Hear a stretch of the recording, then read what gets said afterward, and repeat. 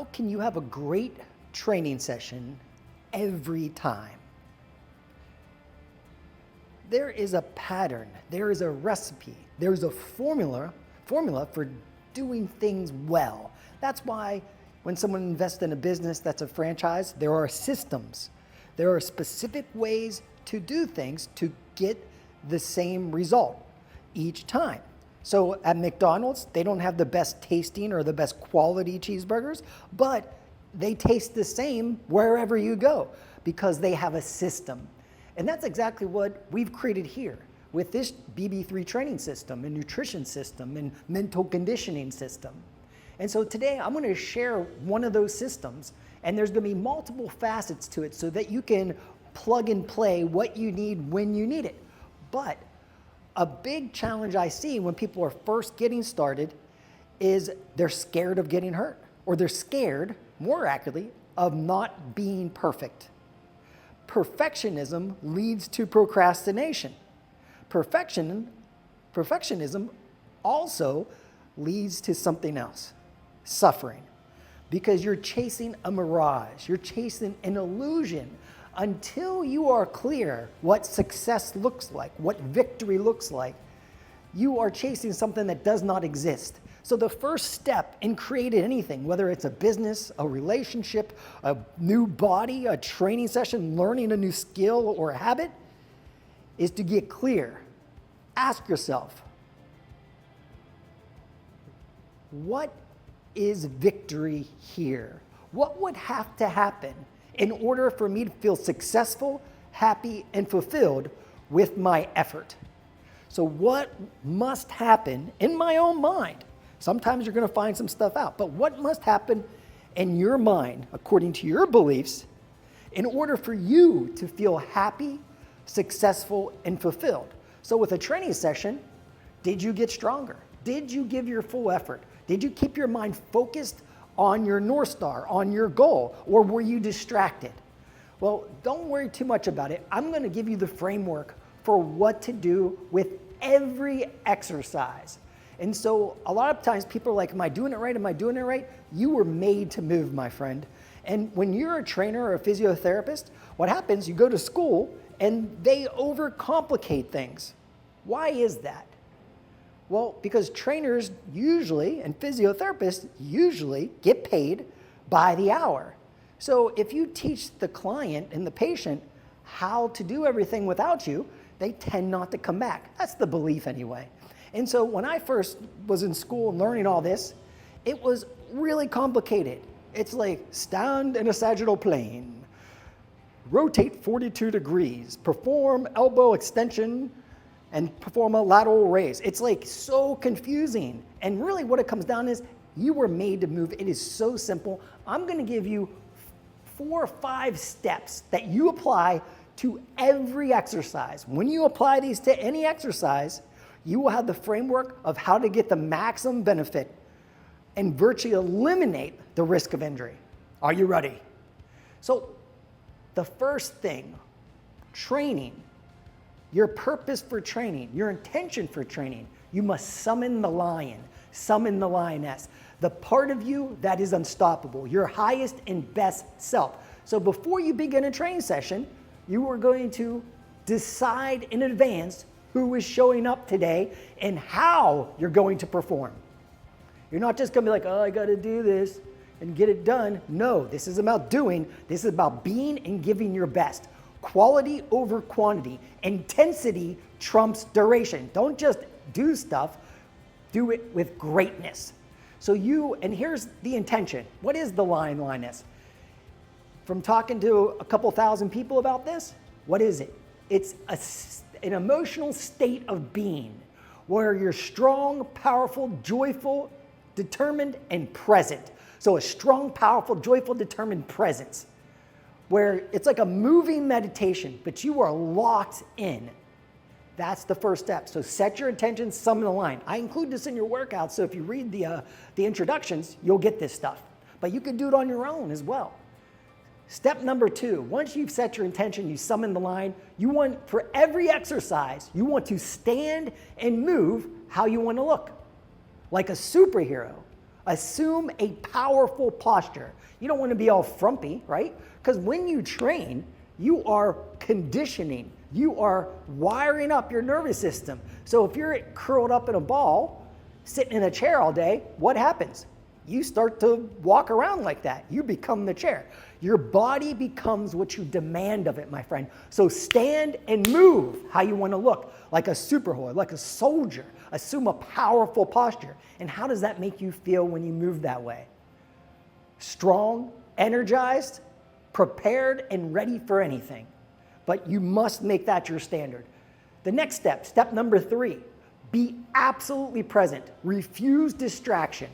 Your number one, I would say, asset, your number one skill, the number one most important thing of your life is your attention. Because what you place your attention on grows, it expands, it strengthens. What you feed grows. So if you're focused on like, oh, I have so much to do today. Oh, this is so hard. Oh, I can't stand this. This sucks. Oh, my knee. Oh, my back. All these things, you are feeding that. You must take command of your mind. Be absolutely present. What you focus upon, that is the stories we tell ourselves. We feed, we strengthen, we energize. And what we feed with our focus grows, expands, and strengthens. So eliminate all distraction. Review your workout in advance. I like to do it the night before and I set everything up. And then when it's go time, I have everything ready. And I am intent on crushing it and calling forth my highest and best self. Step number 4, total body muscle contraction. This humbles everyone when you do it right. You are going to command and demand your muscles to fire. What do I mean by that? So a lot of people, like when they train, they let the resistance, the equipment, do the work, and they're just trying to get it done. They're like, how many I gotta do? 10? All right, 1, 2, 3, 4, 10. They're not present. That goes back to the previous step, step 3, be absolutely present. But first, what are you gonna do? Let's say you're just doing a bicep curl. No, let's do this. Let's do a squat, because you'll feel it more. But you're going to make the intention like, hey, I'm here to be and give my best. I'm here to summon the lion. I'm going to enjoy it. I'm going to give my best effort, and I'm going to feel awesome during and after. Then you're going to assume the position. Stand and move how you want to look like. So stand like a superhero, like Superman, Wonder Woman, Batman, whoever floats your boat. Then be absolutely present. Next, contract every muscle in your body. Put your hands together in a prayer position and push your hands together. That's going to contract a lot of the muscles in the upper body. Flex your muscles in your legs and your hips and your stomach, and now squat slowly. Do it. Squat slowly, but keep every muscle tight and contracted. Keep every muscle tight and contracted. You'll notice you can't go very fast because right now you're developing this skill. So you have to keep reminding yourself, taking an inventory from your calves, your thighs, your hips, your stomach, your arms, and you're commanding and demanding the muscles to work. Why is this important? 1, it amplifies results while protecting your body from injury. When muscles are contracted, joints are protected. People generally get injured when they're not paying attention. But if you train this way, not only will it feel way better, but you will get a greater result and virtually eliminate your risk of injury. Keep that in mind. Now, this will be humbling. You'll have to lighten the resistance. So if you could do this with your body weight, like when you do a plank, flex every muscle in your body. If your plank does not challenge you in 30 seconds, you're not squeezing the muscles hard enough. You make the muscles challenge. Your goal is to challenge the muscle, to challenge the body. That is the objective. That is the stimulus. That actually makes the body uncomfortable, and then the body adapts when you give it the nutrients, the hydration, and the sleep, and it grows stronger, builds muscle, burns fat. But training is when we stimulate the body. Training does not actually change the body. It stimulates the body change. Then we got to give it the right nutrition, hydration, and sleep, and obviously the mindset to carry this through. So total body muscle contraction. Command and demand your muscles to fire. If you want to learn more about this, shoot me a message and I'll do a video or something for you. But let me know, because this changes the game. And this is why you don't need a ton of weight and all this fancy equipment at a gym. If you do this, you will not only get the result, but you will be athletic in a way, because listen to this, I'm going to go a little deeper on this, is when most people train, they're just training the muscle that's being primarily challenged. Like if you're doing a push-up, it's mainly your upper body. But if you flex your legs, you flex all your muscles and you take your hands on the floor and grab the floor, that changes everything. So when you train and you're just doing arms, you're training the body to work in segments. When we train like this, whether it's a curl or a squat or anything, we're training the muscles to work as one functional unit, which you're only strong as your weakest link. So when you command and demand the muscles to work, you have an exponential effect on the benefit. But you hardly ever have pain in your body. This is how you correct these imbalances. Why doesn't anyone talk about it? Because it's hard and you can't sell it. It's something that makes things more difficult. Most people don't like to pay for that. But you're the type of person that will. You're a sicko like me. I love this shit. And so take note of that. So first step, set your intention. You summon the lion. How are you going to show up today? Decide in advance. 2, stand and move the way you want to look, like a super. Assume a powerful posture. 3, refuse distraction. Be absolutely present and focused. Use your attention and think about your North Star. Think about the muscles you're challenging. Be absolutely present. And know and affirm that every rep, every breath moves you closer to your goal, which brings me now, well, then you go to total body muscle contraction while you're doing it. And then step number 5, challenge creates change. You've got to make the body uncomfortable for it to have the stimulus to evolve, to improve, to burn fat, to build muscle. There's no one thing that changes the body.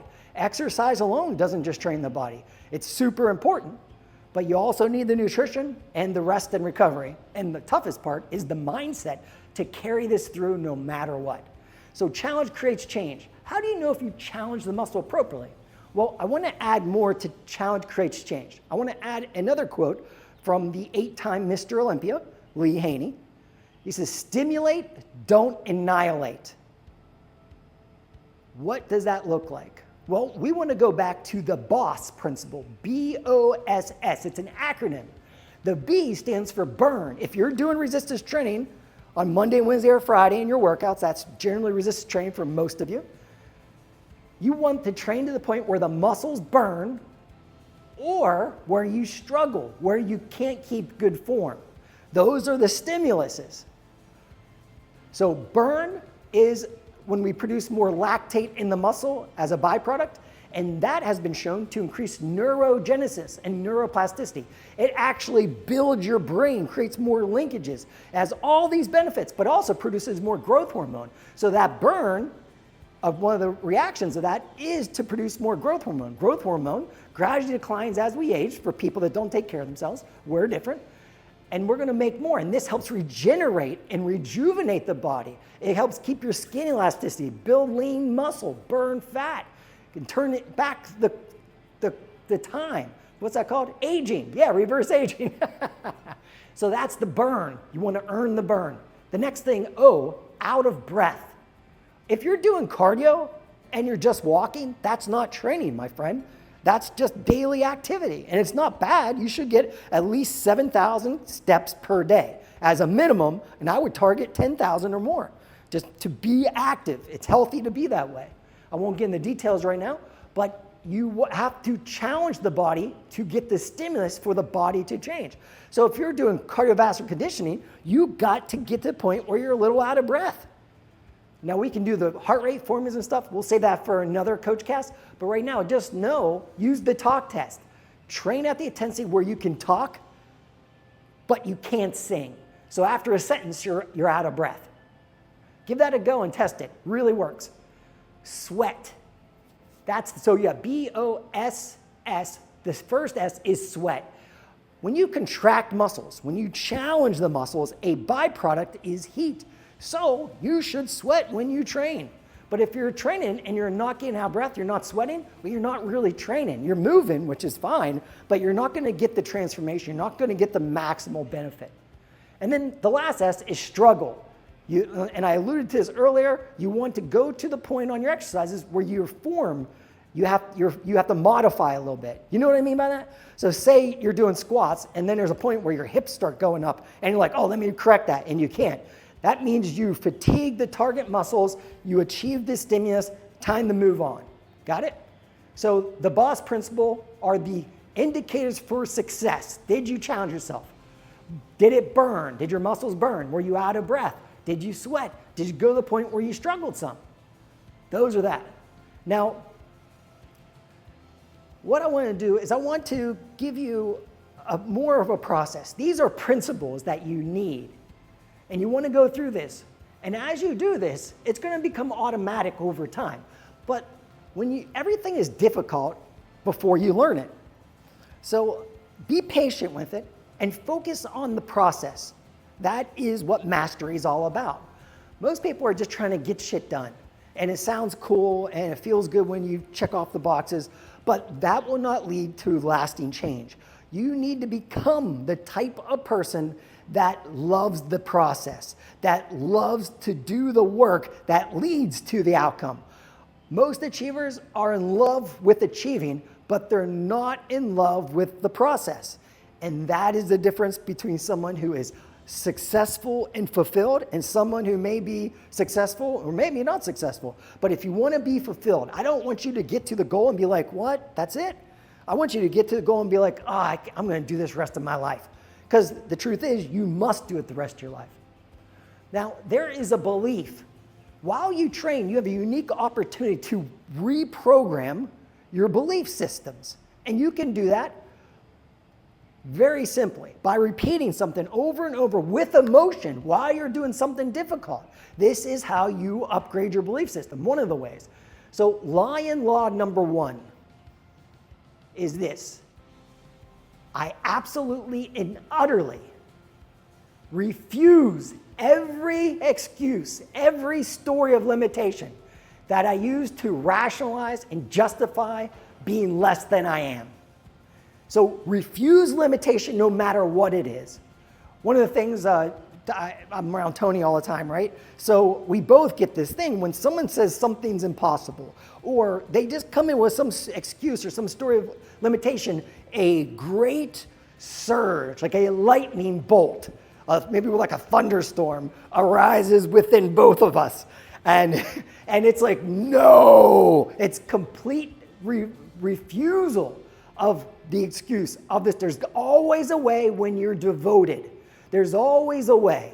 Anything is possible. Those are the beliefs that attach to this. So I absolutely and utterly refuse every story of limitation, every excuse that I use to rationalize and justify being less than I am.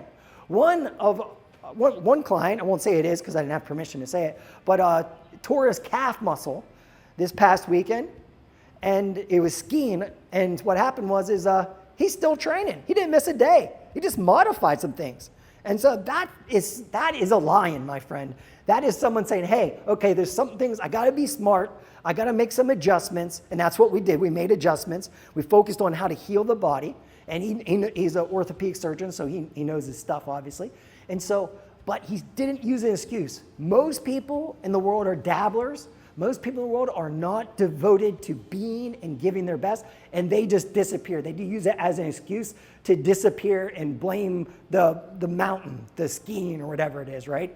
And so keep that in mind. We must wire this belief up that there's always a way, that anything is possible. And any excuse I have is just fear speaking up. It's the lamb mind, the survival mind. And we can say, hey, I hear you, and then you shoo it away. It's this they're trying to protect you so that you stay comfortable. But if you stay where you're comfortable, it's gonna kill you. So, what's next? I want you to do this before your next training session, and hey, why not now? But here's a process that I do with professional athletes. I developed this with a lot of fighters before they went into the ring or the cage. And I noticed that some days athletes are just on and they're at their best and everything seems easy, and some days they're not. And when you've trained for 3-4 months, an entire lifetime as well, but 3 or 4 months in camp, you cannot afford to not be at your best. That cannot be a thing that holds you back. You must eliminate the variables. Anything that's going to hold you back must be gone. There's too much riding on it. It's how you feed your family, and you got to make a certain amount of money in a short amount of time, and that career could end at any moment. And so there's a lot riding on it. So we needed a system. We needed a process. And it's very similar to what I said, but these are the exact wording we used. And we would tie this to a song to create an anchor. So this process would be paired with a song. So and that song would be their walkout song. So you notice when fighters come out, they play a song. We would do this process again and again and again and again. We'd be in train, they'd be crushing it. We would do this process again and again and again and play the song. Again and again and again, play the song. So we start to create an anchor, a link between the song and a state of being. The state of being of, in this case, the greatest martial artist, boxer, fighter, whatever it is, they possibly can be. And sometimes it was mythical. They would have like something they were into. Like one guy, I remember, he was into anime. I don't know much about it, but he loved it. And there was this character, and he would fight like this guy. He showed me one of these cartoons, and I was amazed how much he mimicked this. And it was like unreal, because it's not even real, right? I guess maybe it was. And so anyway, here's the process. Intend to summon the lion. You have to be clear on what victory looks like. What does that mean? You want to have a North Star, a guiding light, something you're focused on. Like, what is success to you? Well, success is about your effort and how you show up. You can't control other people or different events, acts of nature, for instance. So you want to say, okay, I'm going to be strong, energized. I'm going to be conditioned so I don't get out of breath. I'm going to be calm and centered, and I'm going to have access to all my resources, skills, and capabilities. That's just an example, right? Then you're going to breathe. Breath evokes the spirit and rewires emotions, because as you breathe, it affects the vagus nerve. Without going to the whole physiology of the vagus nerve, it is the longest nerve in the body, and it is tied into all your major organs. And when your vagus nerve is disrupted, we are not at our best. When we're at our best, we have access to all our skills, all our resources. So you're just going to breathe. And the way you're going to breathe is in your nose. And as you breathe in your nose, your belly will come out. Your chest will stay the same. Then you'll breathe out your mouth, and your belly will go in. So deep diaphragmatic or belly breathing. I actually call this Buddha belly breaths. So if you ever see the statue of a Buddha, who usually has a big belly, it's because of how he breathes. That's what I think anyway. So 3 deep Buddha belly breaths. So the belly's moving, nothing else, in the nose, out the mouth. How long? About 5 seconds in and 5 seconds out. That's called circular breathing. It doesn't have to be perfect, but at that cadence, 1 to 1. What goes in, you give it back. That's the inhale and the exhale of life. So you're going to intend, you're going to breathe deeply, Buddha belly breaths. Then you're going to assume a powerful posture.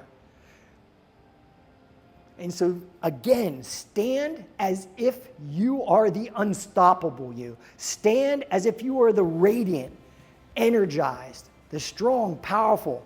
You at your absolute best. How do you stand? And then the next step, these will start to occur all at one time eventually with enough practice, is the look in your eyes. The eyes are the gateway to your soul, as it has been said many times. And when someone is scared, what do their eyes do? Right? Of course you know. When someone is focused, what do their eyes do? When someone's in love, what do their eyes do? When someone is fiercely determined to achieve, create, be, to give their best, what is the look in their eyes? There's a reason why that song is called The Eye of the Tiger. If you ever stared dead into the eyes of a lion, you realize that there is massive potential there and that you are prey. There's a potential. That's what I mean by the lion. You are accessing your highest and best self. So the look in your eyes. Now, if you're unsure if you got it, then you're not doing it right. So go back, borrow from a time, a past victory. when you felt awesome, when you felt energized. Maybe it was a workout. Maybe you were at a Tony Robbins event. Maybe you were at the beach. Maybe you just had a day where you were training outside and you felt awesome. Maybe it was the day you set a new record. But memorize those and then go back into that time and breathe. Assume a powerful posture, the look in your eyes, and then get after it. That is the key, my friend. This CoachCast has been about how to have a great training session every time, how to make progress, how to achieve that stimulus for creating lasting change over and over again. How do you do that? This is the process. I guarantee if you live this and you do it again and again and again, it will eventually just become part of you. And if you ever get off track, you can come back to this and it will create the emotional state. It will create the thoughts and the feeling for you to take action in a very powerful way. All right, my friends, thank you for listening. I love and appreciate you. And the best is yet to come. So be it.